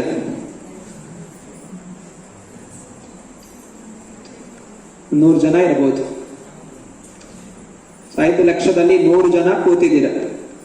ಈ 100 ಜನರಲ್ಲಿ ಎಷ್ಟು ಜನರಿಗೆ ನಿಜವಾಗ್ಲೂ ಕೃಷ್ಣ ಭಗವಂತ ಅನ್ನುವಂತಹ ನಂಬಿಕೆ ಇದೆ? ಇನ್ನೂ ಕಡಿಮೆ ಇದೆ. ಗೊತ್ತಿದ್ದು ಆ ದಾರಿಯಲ್ಲಿ ನಡಿಬೇಕು ಅನ್ನೋಂಥ ದೊಡ್ಡ ಸಂಕಲ್ಪ ಮಾಡ್ಕೊಳ್ಳೋರು ಎಷ್ಟು ಜನ ಇದ್ದೀರ? ಭಗವಂತ ಜ್ಞಾನ ಕೊಡ್ತಾ ಇದ್ದಾನೆ. ತಾನು ಬಂದಿದ್ದ ಅವನ ಗ್ರಂಥಗಳ ಮೂಲಕ, ನಮಗೆ ಭಕ್ತಾದಿಗಳ ಮೂಲಕ ನಮಗೆ ಜ್ಞಾನ ಕೊಡ್ತಾ ಇದ್ದಾನೆ. ಸ್ವೀಕಾರ ಮಾಡೋದು ಬಿಡೋದು ನಮ್ಮ ಕೈಯಲ್ಲಿದೆ. ನಮಗೆ ಸ್ವಲ್ಪ ಜನಸಂಖ್ಯೆ ಇದ್ರೂ ಕೂಡ ಇದು ಸರಿಯಾದ ಮಾರ್ಗ ಅಂತ ಹೇಳಿ ನಡಿಲಿಕ್ಕೆ ನಮ್ಗೆ ದೃಢ ಸಂಕಲ್ಪ ಇದೆಯಾ? ಅಥವಾ ಏನೇ ಆಗ್ಲಿ ನಾವು ಹೊರಗಿನ ಜನರ ಜೊತೆ ಆನಂದ ಪಡಿಬೇಕು ಅನ್ನುವಂತಹ ಚಿಂತನೆ ಇದೆಯಾ? ಅದು ನಿಮಗ್ ಬಿಟ್ಟಿರುವಂತಹದ್ದು. ಆದರೆ ಶಾಸ್ತ್ರಗಳ ಪ್ರಕಾರ ಹಾಗೂ ಆಚಾರ್ಯಗಳ ಸಮರ್ಥನೆಯಿಂದ ನಮಗೆ ಇರುವಂತಹ ಒಂದೇ ಮಾರ್ಗ ಈ ಹರಿಯ ನಾಮಸ್ಮರಣೆ ಹಾಗೂ ಚೈತನ್ಯ ಮಹಾಪ್ರಭು ನಿತ್ಯಾನಂದ ಪ್ರಭುಗಳ ಚರಣ ಕಮಲಗಳ ಆಶ್ರಯ. ಆದ್ದರಿಂದ ಎಲ್ಲರಿಗೂ ಸ್ವಾಗತ ಇದೆ ಈ ಮಾರ್ಗದಲ್ಲಿ ನಡೀಲಿಕ್ಕೆ. ಈ ಇಸ್ಕಾನ್ ಸಂಸ್ಥೆ, ಅಂತಾರಾಷ್ಟ್ರೀಯ ಕೃಷ್ಣ ಪ್ರಜ್ಞಾ ಸಂಸ್ಥೆ, ಚೈತನ್ಯ ಮಹಾಪ್ರಭು ಹಾಗೂ ನಿತ್ಯಾನಂದ ಪ್ರಭುಗಳು ಶುರು ಮಾಡಿದಂತಹ ಈ ಕೃಷ್ಣ ಪ್ರಜ್ಞಾ ಆಂದೋಲನದ ಒಂದು ಭಾಗವೇ ಆಗಿದೆ. 500 ವರ್ಷಗಳ ಹಿಂದೆ ಚೈತನ್ಯ ಮಹಾಪ್ರಭು, ನಿತ್ಯಾನಂದ ಪ್ರಭು ಇಬ್ಬರೂ ಸೇರಿ ಕೃಷ್ಣ ಭಕ್ತಿಯ ಪ್ರಚಾರ ಮಾಡಿದ್ರು. ಅದನ್ನೇ ಈ ದಿನ ಇಸ್ಕಾನ್ ಸಂಸ್ಥೆ ವಿಶ್ವಾದ್ಯಂತ ಆ ಕೃಷ್ಣ ಭಕ್ತಿಯ ಪ್ರಚಾರವನ್ನು ಮಾಡ್ತಾ ಇದೆ. ಇಸ್ಕಾನ್ ಸಂಸ್ಥೆ ಮಾಡೋದಿಷ್ಟೇ, ಭಗವಂತನ ನಾಮಸ್ಮರಣೆ ಹಾಗೂ ಎಲ್ಲರನ್ನೂ ಪ್ರಚಾರ ಮಾಡಲಿಕ್ಕೆ ಮುನ್ನಡೆಯುವಂತಹ ಮಾರ್ಗ. ನಾವು ಸ್ವತಃ ನಾಮಸ್ಮರಣೆ ಮಾಡಬೇಕು ಹಾಗೂ ಎಲ್ಲರಿಗೂ ಈ ನಾಮಸ್ಮರಣೆ ಮಾಡಲಿಕ್ಕೆ ಪ್ರೇರಣೆ ಕೊಡಬೇಕು. ಇದಿಷ್ಟೇ ಎದ್ದದ್ದು. ಸೊ ಬೆಳಗ್ಗೆ ಅವತ್ತಿಂದ 5 ಗಂಟೆಗೆ ಅನೇಕ ಜನ ಭಕ್ತಾದಿಗಳಿದ್ರು. ಏನ್ ಮಾಡಿದ್ವಿ? ಗೋಪೂಜೆ ಮಾಡಿದ್ವಿ, ಅಭಿಷೇಕ ಮಾಡಿದ್ವಿ. ಸೊ ಎಲ್ಲಾ ಕಡೆ ಏನ್ ಮಾಡಿದ್ವಿ? ಹರೇ ಕೃಷ್ಣ ಕೃಷ್ಣ ಕೃಷ್ಣ ಹರೇ ಹರೇ, ಹರೇ ರಾಮ ರಾಮ ರಾಮ ಹರೇ ಹರೇ ನಾಮಸ್ಮರಣೆಯನ್ನು ಮಾಡ್ತಾ ಇದ್ವಿ. ಆದ್ರಿಂದ ಯಾರು 24 ತಾಸು ಈ ಹರೇ ಕೃಷ್ಣ ಮಹಾಮಂತ್ರ ಜಪಿಸ್ತಾ ಇರ್ತಾರೆ, ನಿಶ್ಚಯವಾಗಿ ಅವರು ಭಗವಂತನ ಧಾಮಕ್ಕೆ ಹೋಗ್ತಾರೆ. 24 ತಾಸು ಜಪ ಮಾಡಬೇಕು. ಹೇಗೆ ಜಪ ಮಾಡ್ತೀರ? 24 ತಾಸು ಜಪ ಮಾಡ್ತಾ ಇದ್ರೆ ಬೇರೆ ಕೆಲಸಗಳು ಯಾರು ಮಾಡ್ತಾರೆ? ಸಾಧ್ಯ ಇದೆಯಾ ಮಾಡ್ಲಿಕ್ಕೆ? ಸಾಧ್ಯ ಇದೆಯಾ ಮಾಡ್ಲಿಕ್ಕೆ? ಮತ್ತೆ ಯಾರು ಕೇಳಲಿಲ್ಲ ಹೆಂಗ್ 24 ತಾಸು ಜಪ ಮಾಡೋದು ಅಂತ. ಅವ್ರು ಹೇಳ್ತೀರಾ ಹೆಂಗ್ ಮಾಡೋದು? ಎಲ್ಲ ಮನೆ ಬಿಟ್ಟು ಎಲ್ಲ ಬಂದು ಸೇರ್ಕೋತೀರಾ, ಆಶ್ರಮದಲ್ಲಿ ಸೇರ್ಕೋತೀರಾ? ಆಗುತ್ತಾ ಸೇರ್ಕೊಳ್ಳಕ್ಕೆ? ಆಗೋದಿಲ್ಲ. ಭಗವಂತನೇ ಸೃಷ್ಟಿ ಮಾಡಿದಾನೆ. ಬ್ರಹ್ಮಚಾರಿ, ಗೃಹಸ್ಥ, ವಾನಪ್ರಸ್ಥ, ಸನ್ಯಾಸ, 4 ವರ್ಣಗಳಿದೆ, 4 ಆಶ್ರಮಗಳಿದೆ. ಎಲ್ಲರೂ ಒಂದೇ ತರ ಬಂದು ಸೇರ್ಕೊಳ್ಳಕ್ ಆಗೋದಿಲ್ಲ. ಸೊ ಹಾಗಿದ್ದಲ್ಲಿ ಗೃಹಸ್ಥರೆಲ್ಲ ಹೇಗೆ ನೀವು ಹರಿಯ ನಾಮಸ್ಮರಣೆ ಸತತವಾಗಿ ಮಾಡ್ತೀರಾ? ಹೇಗ್ ಮಾಡ್ತೀರಾ?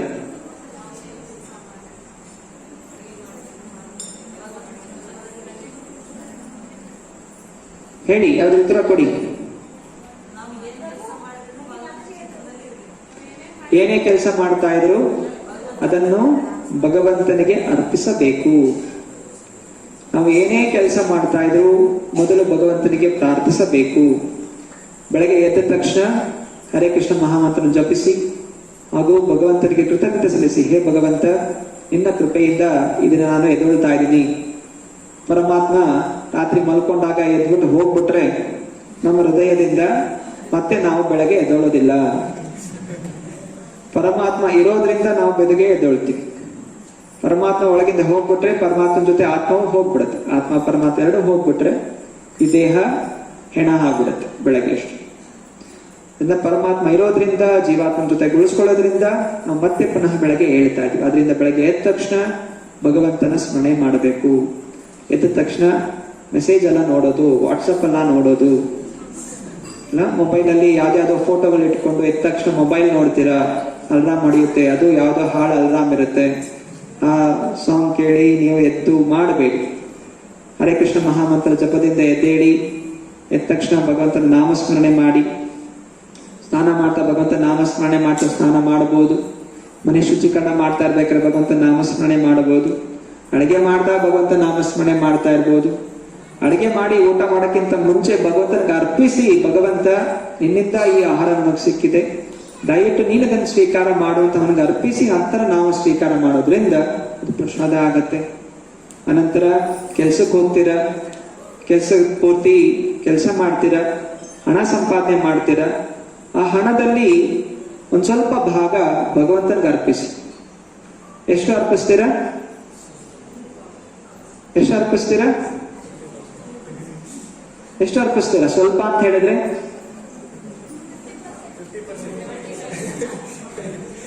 ಎಷ್ಟು ಅರ್ಪಿಸ್ತೀರಾ? ಶಾಸ್ತ್ರಗಳ ಪ್ರಕಾರ ಗೃಹಸ್ಥನಾದಂಥವನು 50% ಭಗವಂತನಿಗೆ ಅರ್ಪಿಸ್ಬೇಕು. ಜಾಸ್ತಿ ಆಗುತ್ತಲ್ಲ 50%. ದುಡ್ಡು ಕಡಿಮೆ ಇದ್ರೆ ಅದು ಸಣ್ಣದ ಅನ್ಸಿ. 100 ರೂಪಾಯಿ ಸಂಪಾದನೆ, ದಿನಕ್ಕೆ 300 ರೂಪಾಯಿ ಸಂಪಾದನೆ ಮಾಡ್ತಾರೆ ಅಂತ ಹೇಳಿದ್ರೆ 150 ರೂಪಾಯಿಗೆ ಆರಾಮಾಗಿ ಕೊಡ್ಬೋದು. 1 ಲಕ್ಷ ಸಂಪಾದನೆ ಮಾಡ್ತಾ ಇದ್ರೆ ಆಗ 50,000 ರೂಪಾಯಿ ಕೊಡ್ಬೇಕಾಗತ್ತೆ. ಜಾಸ್ತಿ ಅನ್ಸುತ್ತೆ. ಆದ್ರೆ ನಿಮಗೆ ಗೊತ್ತಿರಬೇಕು, ನಾವು ಯಾವಾಗ ಹಣ ಸಂಪಾದನೆ ಮಾಡ್ತೀವಿ ಕೇವಲ ಹಣ ಒಂದೇ ಬರೋದಿಲ್ಲ, ಹಣದ ಜೊತೆ ನಾನಾ ರೀತಿಯ ಕರ್ಮಗಳು ನಮಗ್ ಬರುತ್ತೆ. ಆದ್ರಿಂದ ಆ ಕರ್ಮದಿಂದನೇ ನಾವು ಮತ್ತೆ ಮತ್ತೆ ಈ ಸಂಸಾರ ಚಕ್ರದಲ್ಲಿ ಸಿಕ್ಕಾಕುತ್ತೀವಿ. ಆದ್ರಿಂದ ಸಂಸಾರ ಚಕ್ರದಿಂದ ಬಿಡುಗಡೆ ಆಗ್ಬೇಕಾದ್ರೆ 50% ಭಗವಂತನಿಗೆ ಅರ್ಪಣೆ ಮಾಡಬೇಕು. ಇನ್ನು 50% ನಮಗ್ ಸೇರಿರುವಂಥದ್ದು, ಯಾರು ಸಂಪಾದನೆ ಮಾಡ್ತಾರೆ ಅವ್ರಿಗೆ ಸೇರಿರುವಂಥದ್ದು. ಆ 50% ಮಿಕ್ಕಿದೇನಿದೆ ಅಲ್ಲಿ 25% ನಿಮಗೋಸ್ಕರ, ಇನ್ನು 25% ನಿಮ್ಮ ಏನು ಪರಿವಾರದಲ್ಲಿ ಯಾರೆಲ್ಲ ಇದ್ದಾರೆ ಅವರ ಒಂದು ಬೆಳವಣಿಗೆಗೋಸ್ಕರ. ಹೀಗೆ ಶಾಸ್ತ್ರ ಹೇಳುತ್ತೆ, ನಿಮ್ಮ ಆದಾಯ ಎಷ್ಟಿದೆ ಅದನ್ನ 3 ಭಾಗ ಮಾಡ್ಕೋಬೇಕು. 50 ಭಗವಂತನಿಗೋಸ್ಕರ, 25 ನಿಮಗೋಸ್ಕರ, ಇನ್ನು 25% ನಿಮ್ಮ ಮೇಲೆ ಆಧಾರಿತವಾಗಿರುವಂಥದ್ದು. ಹೀಗೆ ಯಾರು ಜೀವನ ನಡೆಸ್ತಾರೆ ಅವರು ಕರ್ಮದ ಬಂಧನಗಳಿಂದ ಮುಕ್ತರಾಗ್ತಾರೆ. ಈ ದಿನ ಏನ್ ಮಾಡ್ತಾ ಇದ್ದಾರೆ, ಎಲ್ಲ 100% ತನಗೆ. ಆದ್ರಿಂದಾನೇ ಸಂಸಾರದಲ್ಲಿ ಈ ದಿನ ಏನೆಲ್ಲ ಕೋವಿಡ್ ಬರುತ್ತೆ, ಇನ್ನೇನೋ ಬರುತ್ತೆ, ಭೂಕಂಪ ಆಗುತ್ತೆ, ಪ್ರಳಯ ಆಗುತ್ತೆ. ಇದಕ್ಕೆಲ್ಲ ಕಾರಣ ಏನು? ವ್ಯಕ್ತಿಗಳು ಸ್ವಾರ್ಥಿಗಳಾಗ್ತಾ ಇದ್ದಾರೆ. ಎಲ್ಲವನ್ನೂ ತಾನೇ ಅನುಭವಿಸ್ಬೇಕು, ಎಲ್ಲವೂ ನಮ್ಮದೇ ಆಗಿರಬೇಕು ಅನ್ನುವಂತಹ ವಿಚಾರ ಇರೋ ಕಾರಣ ನನಗೆ ಸಂತೋಷವೂ ಇಲ್ಲ, ಆ ಸಂಪಾದನೆ ಮಾಡೋದನ್ನು ಭೋಗಿಸ್ಲಿಕ್ಕೆ ಅವಕಾಶವೂ ಸಿಗೋದಿಲ್ಲ. ಮುಂಚಿನ ಸಮಯದಲ್ಲಿ ಜನ ಏನ್ ಮಾಡ್ತಾ ಇದ್ರು, ರಾಜರು ಎಲ್ಲ ಯಾವಾಗ ಮಕ್ಕಳು ದೊಡ್ಡವರಾಗ್ತಾ ಇದ್ರು ಮನೆ ಬಿಟ್ಟು ಅವರು ಕಾಡಿಗೆ ಹೋಗ್ಬಿಡ್ತಾ ಇದ್ರು. ಸಂಸಾರನೇ ಬೇಡ ಅಂತ ಹೇಳಿ ಕಾಡಿಗೆ ಹೋಗ್ಬಿಡ್ತಾ ಇದ್ರು. ಕಾಡಿಗೆ ಹೋಗಿ ತಪಸ್ಸೆ ಮಾಡ್ತಾರೆ, ತಪಸ್ಸೆ ಮಾಡಿ ಅವ್ರು ಭಗವಂತ ಲೋಕಕ್ಕೆ ಹೋಗ್ತಾ ಇದ್ರು. ಆದ್ರೆ ಇವಾಗ ಆ ರೀತಿ ಅವಕಾಶ ಇಲ್ಲ. ಗೃಹಸ್ಥರಾದಂತ ಮನೇಲೇ ಇರ್ತಾರೆ. ಆದ್ರಿಂದ ಮನೆಯಲ್ಲೇ ಇದ್ದು ನಾವು ಕರ್ಮಗಳಿಂದ ಮುಕ್ತರಾಗಬೇಕಾದ್ರೆ ಈ ರೀತಿ ಆದಾಯವನ್ನು, ಮುಖ್ಯವಾಗಿ ಈ ಆದಾಯವನ್ನು ನಾವು ವಿಭಾಗ ಮಾಡಬೇಕು. ಗೃಹಸ್ಥರ ಕರ್ತವ್ಯ ಬ್ರಹ್ಮಚಾರಿಗಳನ್ನು, ವಾನಪ್ರಸ್ಥಿಗಳನ್ನು ಹಾಗೂ ಸನ್ಯಾಸಿಗಳನ್ನು ನೋಡ್ಕೊಳ್ಳಕ್ಕೆ. ಇದಕ್ಕೆ ಹಣ ಸಂಪಾದನೆ ಮಾಡುವಂತ ಅವಕಾಶ ಇರೋದು ಕೇವಲ ಗೃಹಸ್ಥರಿಗೆ ಮಾತ್ರ. ಬ್ರಹ್ಮಚಾರಿ, ಸನ್ಯಾಸಿ ಹಾಗೂ ವಾನಪ್ರಸ್ಥಿ ಹಣ ಸಂಪಾದನೆ ಮಾಡೋದಿಲ್ಲ. ಸೊ ಗೃಹಸ್ಥ ಚಿಂತನೆ ಮಾಡ್ಬೋದು, ನಾನು ಹಣ ಸಂಪಾದನೆ ಮಾಡ್ತೀನಿ, ಇವರೆಲ್ಲ ಮಠದಲ್ಲಿ ಆರಾಮಾಗಿ ಕೂತ್ಕೊಂಡು ತಿಂತಾ ಇರ್ತಾರೆ ಅಂತ. ಆದ್ರೆ ವ್ಯವಸ್ಥೆ ಆಗಿದೆ. ಮಠದಲ್ಲಿ ಕೂತಿರುವಂತಹವರು ಭಗವಂತನ ನಾಮಸ್ಮರಣೆಯನ್ನು ಮಾಡ್ತಾ ಇದ್ದಾರೆ, ಭಗವಂತನ ಚಿಂತನೆ ಮಾಡ್ತಾ ಇರ್ತಾರೆ, ಭಗವಂತನ ನಾಮ ಪ್ರಚಾರ ಮಾಡ್ತಾ ಇರ್ತಾರೆ. ಆದ್ರಿಂದ ಅವರಿಗೆ ಸೇವೆ ಮಾಡೋದ್ರಿಂದ, ಅವರನ್ನು ಬೆಳೆಸೋದ್ರಿಂದ, ಅದರಲ್ಲಿ ಮುಂದುವರಿಸಲಿಕ್ಕೆ ಅವಕಾಶ ಕೊಡೋದ್ರಿಂದ ಭಗವಂತ ನಿಮ್ಮ ಮೇಲೇನೂ ಕೃಪೆ ಅನ್ನೋದು ತೋರಿಸ್ತಾರೆ. ಹೀಗೆಯೇ ಬ್ರಹ್ಮಚಾರಿಗಳು ಹಾಗೂ ಸನ್ಯಾಸಿಗಳು ಹಾಗೂ ಗೃಹಸ್ಥರ ಮಧ್ಯೆ ಒಂದು ಸಂಬಂಧ ಇದೆ. ಗೃಹಸ್ಥರಲ್ಲಿ ಅವ್ರು ಹಣ ಸಂಪಾದನೆ ಮಾಡಿ ಬ್ರಹ್ಮಚಾರಿಗಳನ್ನ ನೋಡ್ಕೋಬೇಕು. ಸೊ ಬ್ರಹ್ಮಚಾರಿಗಳು ಮಕ್ಕಳಿದ್ದ ಹಾಗೆ. ಸೊ ಬ್ರಹ್ಮಚಾರಿಗಳು ಗೃಹಸ್ಥರನ್ನು ತಂದೆ ತಾಯಿಯಾಗಿ ನೋಡ್ಕೋಬೇಕು, ಗೃಹಸ್ಥರು ಬ್ರಹ್ಮಚಾರಿಗಳನ್ನು ಹಾಗೂ ಸನ್ಯಾಸಿಗಳನ್ನು ಮಕ್ಕಳಾಗಿ ನೋಡ್ಕೋಬೇಕು. ಸೊ ಹೀಗೆ ಗೃಹಸ್ಥರು, ಸನ್ಯಾಸಿಗಳು ಹಾಗೂ ಬ್ರಹ್ಮಚಾರಿಗಳು ಗೃಹಸ್ಥರಿಗೆ ವೈರಾಗ್ಯದ ಒಂದು ವಿಚಾರಗಳನ್ನು ಹೇಳಿಕೊಡ್ತಾರೆ. ಯಾಕಂದ್ರೆ ಗೃಹಸ್ಥರು ಯಾವಾಗಲೂ ಸಂಪಾದನೆ ಮಾಡ್ತಾ ಇರೋ ಕಾರಣ ಅವರ ಮನಸ್ಸು ಕೇವಲ ಇಂದ್ರಿಯ ಭೋಗದಲ್ಲೇ ಇರುತ್ತೆ. ಅದನ್ನ ವೈರಾಗ್ಯದ ಕಡೆ ಅವರಿಗೆ ಜ್ಞಾನ ಹೇಳ್ಕೊಡ್ಬೇಕು ಅಂತ ಹೇಳಿದ್ರೆ ಇದರ ಬಗ್ಗೆ ಹೇಳ್ಕೊಡುವಂತಹ ಬ್ರಹ್ಮಚಾರಿ ಹಾಗೂ ಸನ್ಯಾಸಿಗಳು ಬೇಕು. ಹೀಗೆ ಭಗವಂತ ಸೃಷ್ಟಿ ಮಾಡಿರುವಂತಹ ವ್ಯವಸ್ಥೆ ಇದೆ. ಚತುರ್ವರ್ಣ ಮಹಯಾ ಸೃಷ್ಟಂ. ಬ್ರಹ್ಮಚಾರಿ, ಗೃಹಸ್ಥ, ವಾನಪ್ರಸ್ಥಿ, ಸನ್ಯಾಸಿ ಎಲ್ಲರೂ ಬೇಕು. ಹೀಗೆ ಒಬ್ರಿಗೊಬ್ರಿಗೆ ಸ್ಪಂದಿಸುತ್ತಾ ಎಲ್ಲರೂ ಹರೇ ಕೃಷ್ಣ ಕೃಷ್ಣ ಕೃಷ್ಣ ಹರೇ ಹರೇ, ಹರೇ ರಾಮ ರಾಮ ರಾಮ ಹರೇ ಹರೇ ಅನ್ನೋದು ಜಪಿಸೋದ್ರಿಂದ ಎಲ್ಲರೂ ಭಗವಂತನ ಧಾಮಕ್ಕೆ ಮರಳಿ ಹೋಗ್ಬೋದು. ಹೀಗೆ ಶಾಸ್ತ್ರಗಳ ಮೂಲಕ ಇಲ್ಲಿ ನಿತ್ಯಾನಂದ ಪ್ರಭು ಹಾಗೂ ಚೈತನ್ಯ ಮಹಾಪ್ರಭುಗಳು ಸ್ವಯಂ ಭಗವಂತನ ಅವತಾರವು ಕಲಿಯುಗದಲ್ಲಿ ನಮ್ಮನ್ನೆಲ್ಲನ್ನು ಸುಲಭವಾಗಿ ಭಗವಂತನ ಧಾಮಕ್ಕೆ ಕರೆದೊಯ್ಯಲಿಕ್ಕೆ ಬಂದಿದ್ದಾರೆ. ಆದ್ರಿಂದ ಸುಂದರವಾದ ಶ್ಲೋಕದ ಮೂಲಕ ಇವತ್ತಿನ ಈ ಪ್ರವಚನ ಪೂರ್ಣಗೊಳಿಸೋಣ. ಎಲ್ಲರೂ ಹೇಳಿ, ಕೈ ಮುಕ್ಕೊಂಡು ಹೇಳಿ. ಸಂಕರ್ಷಣ ಕಾರಣೋತಾಯಶಾಯಿ ಗರ್ಭೋದಕಶಾಯಿ ಚ ಪಯೋಕ್ತಿಶಾಯಿ ಶೇಷಃ ಚ ಯಸ್ಯ ಅಂಶ ಕಲಹಸಃ ನಿತ್ಯ ನಂದಾಖ್ಯ ರಾಮಃ ಶರಣಂ ಮಮಸ್ತು ನಿತ್ಯಾನಂದ ನಮಸ್ತುಭ್ಯಂ ಪ್ರೇಮಾನಂದ ಪ್ರದಾಯಿನೇ ಕಲೌ ಕಲ್ಮಷನಾಶಸ್ಯ ಜಾನವಪತಯೇ ನಮಃ. ಇದರ ಅರ್ಥ ಸಂಕರ್ಷಣ, ನಿತ್ಯಾನಂದ, ಸಂಕರ್ಷಣ, ಬಲರಾಮ, ಅನಂತಶೇಷ, ಕಾಣತಕಶಾಯಿ ವಿಷ್ಣು, ಕ್ಷೀರೋದಕಶಾಯಿ ವಿಷ್ಣು ಇವರೆಲ್ಲರೂ ನಿತ್ಯಾನಂದ ಪ್ರಭುಗಳ ವಿಸ್ತರಣೆಗಳು. ಆದ್ದರಿಂದ ಹೇ ನಿತ್ಯಾನಂದ ಪ್ರಭು, ನಮ್ಮ ಮನಸ್ಸು ಯಾವಾಗಲೂ ನಿಮ್ಮ ಸ್ಮರಣೆಯಲ್ಲಿ ಇರಲಿ. ಹಾಗೂ ನಿತ್ಯಾನಂದ ಪ್ರಭುಗಳು ಪ್ರೇಮಾನಂದ ಪ್ರಧಾಯಿನಿ, ನಮಗೆ ಕೃಷ್ಣನ ಪ್ರೇಮವನ್ನು ಪ್ರದಾನ ಮಾಡ್ತಾನೆ. ಆದ್ದರಿಂದ ಈ ಕಲಿಯುಗದ ಎಲ್ಲಾ ಕಲ್ಮಶ ನಾಶ ಮಾಡುವಂತಹ ಹೇ ಜಾನವಪತಿ, ನಿನಗೆ ನಮಸ್ಕಾರಗಳು. ಶ್ರೀ ನಿತ್ಯಾನಂದ ಪ್ರಭು ಕಿ. ಯಾರಿಗಾದ್ರೂ ಪ್ರಶ್ನೆಗಳಿದೆಯಾ?